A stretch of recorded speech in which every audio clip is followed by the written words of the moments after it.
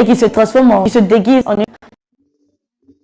déguise avec des couronnes, des cèdres, de longues robes, des talons. Mais spirituellement, c'est comme si elles sont en train de vendre leur âme à ces entités qui sont rattachées à ce déguisement. Elles sont en train de se vendre en fait. Et à chaque fois qu'elles attrapent cette magie, elles disent pouvoir elle peut dire un nom de dessin animé, par exemple, Elena. Pouvoir d'Elena, ou bien pouvoir de Lisa. Elle se transforme spirituellement en cette personne. Et cette entité qui est derrière ce dessin animé, ce démon-là, il a le droit de venir prendre son âme pour travailler, puisqu'elle s'est déjà vendue. Aussi, dans le monde des dessins animés, il y a quelque chose que les gens ignorent. Il y a ce qu'on appelle la maladie des mangas. La maladie des mangas, c'est une crise qui est rattachée, un état d'âme qui est rattaché à l'âme d'une personne. À un moment, tu commences à te transformer au personnage de manga.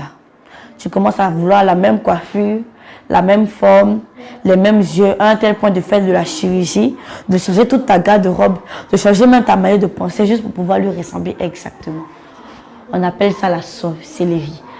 De plus en plus que tu changes des choses sur ton corps pour pouvoir ressembler à un personnage de dessin animé, c'est comme si ce personnage est en train de s'incarner en toi. Il est en train de s'incarner en ta personne. Et les personnes qui te connaissent ne diront plus, mais c'est tel qu'on voit, mais c'est plutôt le personnage de manga qu'on voit. Ta manière de changer change, ta manière de penser change, ta manière de parler change, ta manière de marcher change, ton tout change. Donc c'est le personnage de manga, le démon qui est en train de s'incarner petit à petit, petit à petit. Tu es en train de changer tout ce que Dieu t'a donné. Alors que dès la création du monde, Dieu a dit que l'homme qu'il avait créé était parfait. Mais toi, tu es en train de tout changer pour ressembler à un personnage de manga. Donc tu ne deviens plus une personne, un homme normal, mais tu deviens un démon en chair.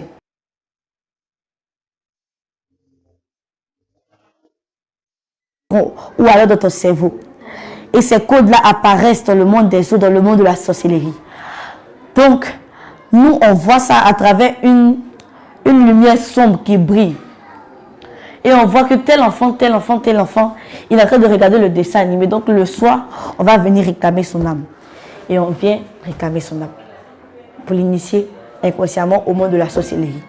C'est ainsi qu'on utilise son âme, même souvent pour travailler dans le monde de la sorcellerie. Il est initié inconsciemment, mais on prend son âme pour travailler, pour faire des choses comme ça, parce que ça nous plaît. Souvent,